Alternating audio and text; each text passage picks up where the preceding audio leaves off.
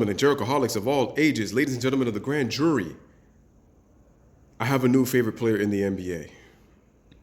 Yes, I know. It isn't Steph Curry.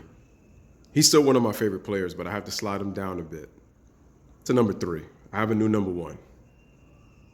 His name is that old boy from LA Clipperland who is, through 2 games, man, has shown that this guy is going to be the thing for years to come. Ladies and gentlemen, as Stephen A. always has to call him, never calls him by his right name, or a lot of people never call by, he never calls by his right name, Kawhi Leonard. I picked the Clippers to win it all this year over the Rockets in the Western Conference Finals. And all that for me was validated last night because my biggest takeaway was there's a new king in LA and he's wearing New Balance. And I got to tell you, number 2, I hate to admit, made a huge resounding sea to shining sea statement last night. The statement he made was, I ain't afraid of no king because I got this. This is now my house. And I get he got booed by those Laker fans, but he's going to shut them up. As the year wears on, they're going to get quieter and quieter. What I loved about number 2 last night was during the game, he flat out backed it up. He was, as you did note, you acknowledged, he was the best player on the floor on offense. Welcome back to the Lewis Basketball, Football, Baseball, Wrestling Network News. It is your boy Lewis Mel on this Friday afternoon. TGIF, thank God it's Friday, and you know your boy had to come back and hit it with another banger with yet another video. Hope everybody's having a wonderful Friday. You already know the deal. Subscribe to the channel if you're brand new. Make sure to like this video, man. Make sure to get that notification bell to keep receiving the latest content when I upload a video. Make sure to share this video with others and make sure to comment down below on the comment section, man. Truly appreciate it. Ladies and gentlemen, my new favorite player is Kawhi Leonard.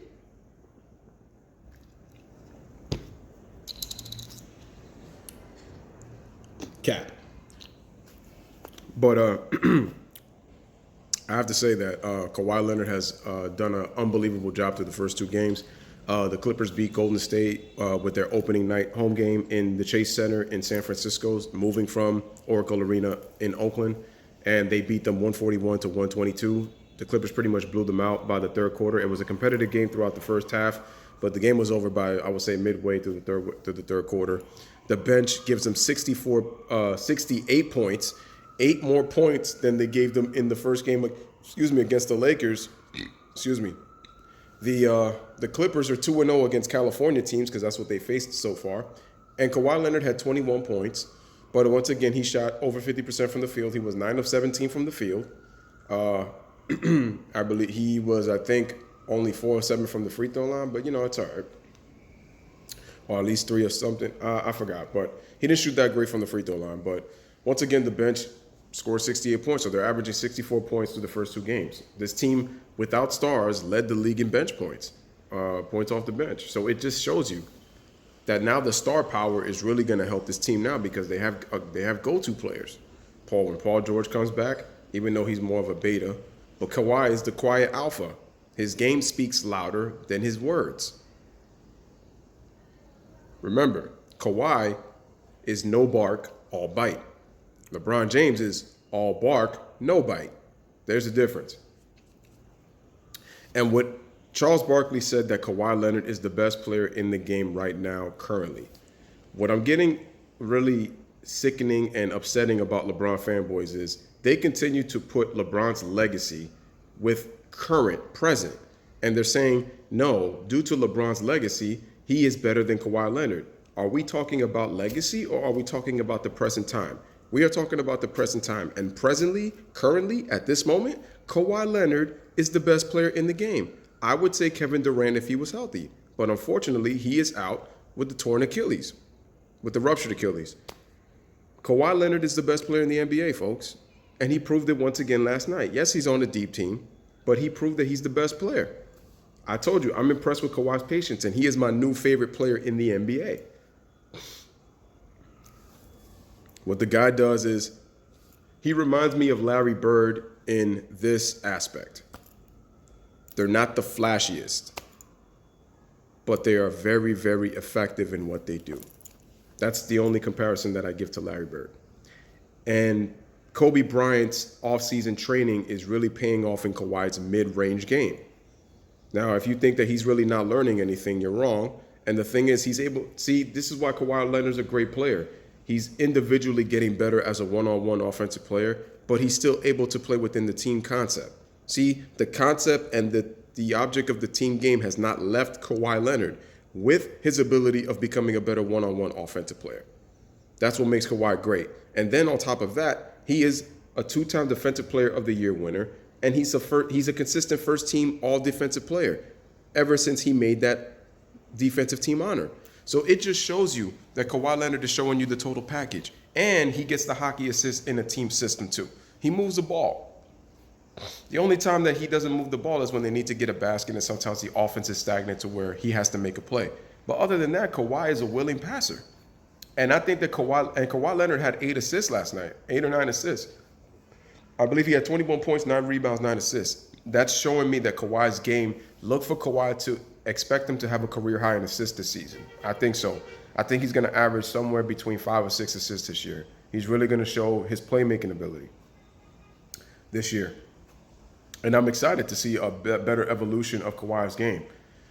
Yes. You give me the PRE stats with LeBron. Points, rebounds, assists. I get all that.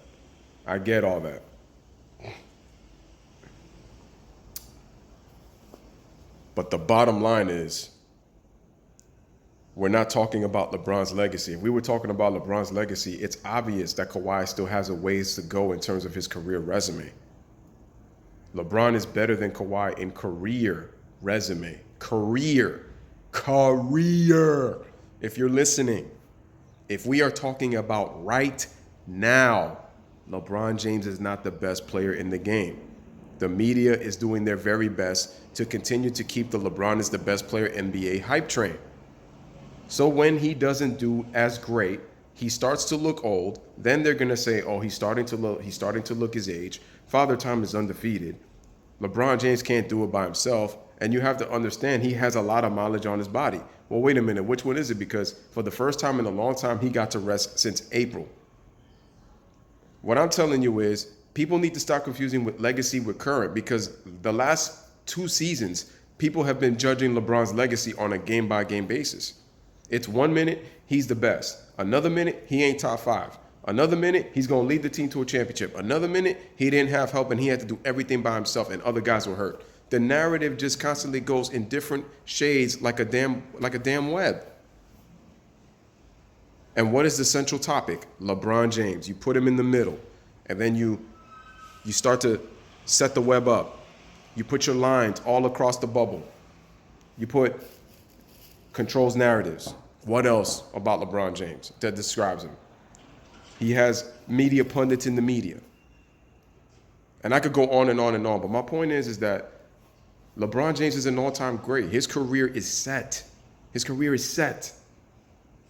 I have him as top 10 all time. How in the living hell is that hating? Other people don't even have him in the top 10. I have him there. I just don't have him as a Mount Rushmore player because he's not that. I don't have him even at the number 5 spot because he's not that. I don't have him as the greatest of all time because he sure as hell ain't that.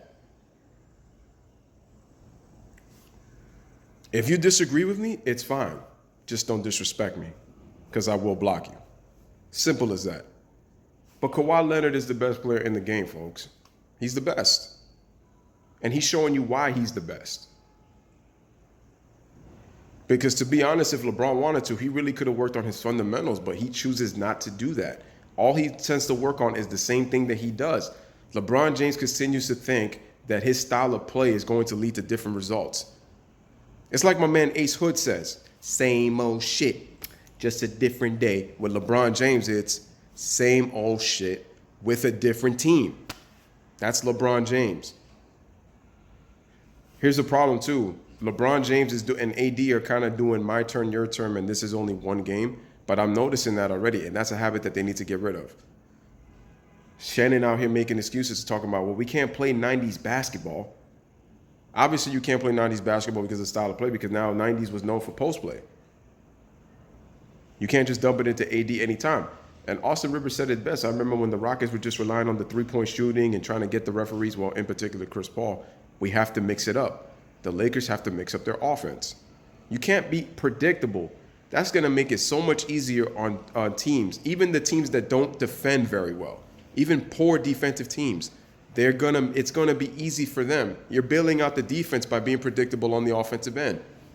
You can't be predictable.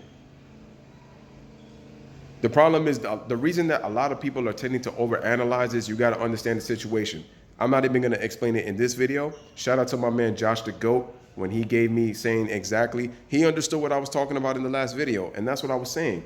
You have to understand why people are overanalyzing the first game of the season. It's because what's been said in the offseason. And so for LeBron to come out and say I've been relatively quiet, that's nonsense. That is straight nonsense. So I'm going to say it again. LeBron James is an all-time great. LeBron James is a future first ballot Hall of Famer. LeBron James' legacy is better than Kawhi Leonard's. But when we're talking right now, Kawhi Leonard is the best player in basketball, bar none. And it's not even close. It's not close.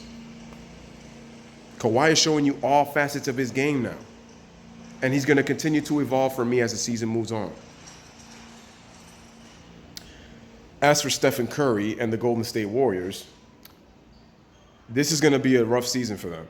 It's going to be rough unless they can make a move. They have a very young team. They're the fourth youngest team in the NBA. D'Angelo, yes, he was a little bit, he's going to fit in. I think he could fit in. I can tell that he could fit in. Curry's going to play more off ball, but I think Curry's going to, look, it's going to hurt Steph Curry because he's going to have to play more minutes. Teams are going to be more physical with him. And when I watched Curry play last night, I'm still seeing the Steph Curry of previous years. Yes, he's getting double teamed, and I understand that. But what I'm starting to see once again with Steph Curry, he needs to take more mid-range shots. I'm noticing that he continues to rely on that three-point shot. And they're going to double and triple team him hard. That's why I said that he should have worked crisply more on his handles, especially with his one-on-one action. That way he could try to get away from the double team. But I guess he's just not laterally quick enough to do that. And at the very least, take more mid-range jumpers. This is why Kawhi Leonard is going to be even more difficult to guard because he can shoot now on any spot on the floor. With Steph Curry, he can shoot the mid-range. He just doesn't stay balanced. And even last night, I was seeing him still throwing these little one-handed floaters. Like, dude, square your body to the center line of the basket. You do it with your three-point shot. Why don't you do it with your mid-range shot, man? Yo, prove to people that you could do more than that because you're making yourself... See, in a way, Steph Curry's making himself predictable too. And he has many different ways that he can score. That's what's so crazy. But it's going to be a long year for Golden State. Draymond had an elbow contusion, and you have to rely on him offensively. And Draymond Green's not really a reliable offensive player. We already know that. Klay Thompson, their best perimeter defender, and defensively, they're very weak. They can compete, but they can't sustain defensive efforts for long. Their defense gets exposed a lot. If you put them in the pick and roll, you can spread the floor. As long as the floor is spaced out, their defense is going to get exposed. And it's worse not having Klay Thompson there because it looks like he's going to be out with the ACL injury most of this year, or if not all of this, pretty much this season. We don't know. But it's going to be a long year for Steph Curry and Golden State, I think, even if it's one game, because they have to figure out who they are as a team. They don't even really have an identity either. But shout out to the Clippers, man. They are doing their thing, man. And Charles Barkley is right, and I agree with him. Kawhi Leonard is the best player in the game. And ladies and gentlemen, Kawhi Leonard is my new favorite player. I just love the way the guy plays, man. He's about his business. He's about basketball. So ladies and gentlemen, once again, it is your boy Lewis back with another one. Let me know what you guys think in the comments on this beautiful Friday afternoon. You already know the deal. Live, laugh, love. Thank you for watching. Let's hit him with a banger to end the video. I don't even know where you're sitting at.